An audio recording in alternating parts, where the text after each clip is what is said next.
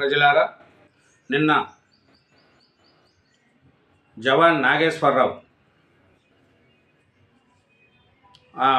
అనుమానంతో తన భార్యని ఎలా చంపాడు అనేది మిస్టరీ ఛేదించారండి పోలీసులు. దాని గురించి ఏమేమి తెలుసుకునే ముందు నా ఛానల్ను సబ్స్క్రైబ్ చేయని వాళ్ళు సబ్స్క్రైబ్ చేయండి, వీడియోను లైక్ చేయండి. Thank you very much. అతను ఏం చేశాడంటే, గురుమూర్తి మాజీ సైనికుడు. ఆయన భార్యని ఎలా చంపాడు, ఎలా చేశాడు అనేది మాట్లాడుకున్నాం. బకెట్లో హీటర్తో ఉడికించాడు. చూడండి, హీటర్తో ఉడికించాడు. ఈడిన హైదరాబాదు మీరుపేట మహిళా మృతి కేసు మిస్టరీ. భార్య మాధవితో గొడవపడి తోసేసిన మాజీ సైనికుడు గురుమూర్తి. ఆమె శవాన్ని మాయం చేసేందుకు పథకము.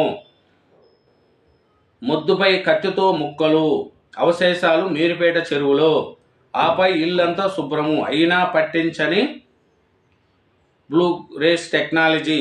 బాత్రూమ్ గదిలో మొద్దుపై అవశేషాలు, ఆనవాళ్లు లభ్యము. నిందితుడిని నేడు రిమాండ్ చేసే అవకాశము. చూడండి, అవును నా భార్య నేనే చంపాను, మీ దగ్గర ఆధారాలుంటే అరెస్ట్ చేసుకోండి అంటూ విచారణలో భాగంగా పోలీసులు సవాలు విసిరిన మాజీ సైనికుడు గురుమూర్తి ఆట కట్టయింది. పోలీసుల నుంచి తప్పించుకునేందుకు అతడెంత పకడ్బందీగా వ్యవహరించినా కానూన్ కే హాత్ లంబే హోతే హై అనేది మరోసారి రుజువైంది. అత్యంత విశ్వసనీయ సమాచారం ప్రకారం హైదరాబాద్ మీరుపేట మహిళా మర్డర్ కేసు మిస్టరీని రాచకొండ పోలీసులు ఛేదించారు. మృతదేహాన్ని గురుమూర్తి ముక్కలుగా నరికిన విషయం వాస్తవమే. అయితే వాటిని ఉడికించింది కుక్కర్లో కాదు, బకెట్ నీళ్ళల్లో ముక్కలు వేస్తూ హీటర్ పెట్టి విడతల వారీగా ఉడికించాడు. తర్వాత అవశేషాలను మీరుపేట చెరువులో పడేశాడు. ఎక్కడా చిన్న ఆధారాలు కూడా దొరకకుండా ఇల్లంతా శుభ్రం చేసిన గురుమూర్తి తప్పించుకోలేకపోయారు. అత్యాధునిక బ్లూ రేస్ టెక్నాలజీతో ఇంట్లో మాంసము, రక్తము, ఆనవాళ్లను పోలీసులు గుర్తించి గురుమూర్తి నిందితుడిని తేల్చారు.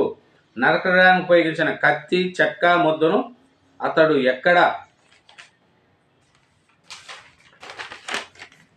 ఎక్కడి నుంచి తెచ్చాడు, ఆ కత్తిని ఏం చేశాడు అనేది తెలియాలి ఉంది. అసలు ఏం జరిగిందంటే చూడండి, ఇప్పుడు కొన్నాళ్ళ క్రితం బంధువుల ఇంట్లో జరిగిన వేడుకల్లో మాధవి తల్లిదండ్రులు తనతో వ్యవహరించిన తీరును గురుమూర్తి తీవ్ర అవమానపరంగా భావించాడు. అది మనసులో పెట్టుకొని అవకాశం దొరికినప్పుడల్లా మాధవితో గొడవ పడేవాడు. సంక్రాంతికి 2 పిల్లలను, భార్యను ఎంటబెట్టుకొని నగరంలోనే ఉండే తన సోదరింటికి వెళ్తాడు. పండగ అక్కడే జరుపుకున్నారు. బడికి సెలవులు కావడంతో పిల్లలను అక్కడే వదిలేసి అదే రోజు సాయంత్రం గురుమూర్తి మాధవి ఇంట్లోకి తిరిగి వచ్చారు. మరునాడు అంటే 15న రాత్రి మద్యం మత్తులో భార్యను గురుమూర్తి గొడవపడి కొట్టాడు. ఆమె విసురుగా కింద పడి అక్కడక్కడే మృతి చెందింది. కంగారు పోయిన గురుమూర్తి తాను పట్టకుండా ఉండేందుకు మృతదేహాన్ని మాయం చేయాలనుకున్నాడు. అందుకోసము యూట్యూబ్లో రాత్రంతా వీడియోలు చూసి ఓ నిర్ణయానికి వచ్చాడు. 16న ఉదయం భార్య మృతదేహాన్ని బాత్రూమ్ వద్దకు లాక్కెళ్ళి అక్కడ చెక్క ముద్దపై మృతదేహాన్ని ముక్కలుగా నరికాడు. పొద్దంతా అతడు అదే పనిలో ఉన్నాడు. రాత్రికి ఆ ముక్కలని బకెట్లు వేసి హీటర్తో ఉడికించాడు. అనంతరం వాటిని మూటగట్టి మీరుపేట పెద్ద చెరువులో వేశాడు. ఇంటికి తిరిగొచ్చి ఎలాంటి ఆధారాలు దొరకకుండా ఇల్లంతా శుభ్రం చేశాడు. ఇంటి యజమాని తన కుటుంబ సభ్యులతో సహా బెంగళూరులో ఉండడం, తన పిల్లలు బంధువుల ఇంట్లో ఉండడంతో గురుమూర్తికి అనుకూలించింది. 17న అత్తామామలకు అతడు ఫోన్ చేసి తనతో గొడవ పడి మాధవి అలిగి ఇంట్లోంచి వెళ్ళిపోయిందని నమ్మించాడు.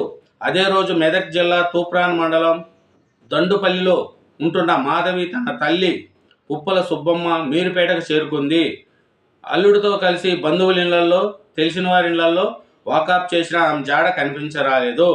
18న అల్లుడితో కలిసి మీరుపేట పోలీస్ స్టేషన్కి వెళ్ళి ఫిర్యాదు చేసింది. అదే రోజు పోలీసులు మిస్సింగ్ కేసు నమోదు చేశారు.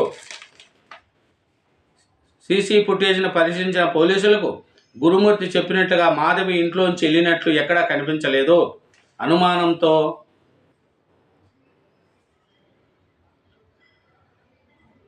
అనుమానంతో అతన్ని పోలీసులు తీసుకొని విచారించగా తానే చంపినట్లు ఒప్పుకున్నారు. అయితే మాధవిని హత్య చేసినట్లు బలమైన ఆధారాలు లభించకపోవడంతో బ్లూరేస్ టెక్నాలజీతో ఇల్లంతా జల్లెడ పట్టారు. బాత్రూముల్లో, గదుల్లో ఉన్న దుస్తులపై మృతదేహాన్ని ముక్కలు చేసిన చెక్కబొద్దుపై కంటికి కనిపించిన మానవ మాంసపు అవశేషాలు ఈ టెక్నాలజీ ద్వారా పోలీసులకు దొరికాయి. ఈ మేరకు శాస్త్రీయ ఆధారాలను సేకరించి ఫారెన్సిక్ ల్యాబ్కు పంపారు. నిందితుడు గురుమూర్తిపై హత్య కేసు నమోదు చేశారు. శనివారం అతన్ని రిమాండ్ చేసే అవకాశం ఉన్నట్లు సమాచారము. అతడిచ్చిన సమాచారంతో మీర్పేట చెరువులో ఎతగ్గా మృతదేహానికి సంబంధించిన భాగాల ముద్దలను పోలీసులు గుర్తించినట్లు తెలిసింది.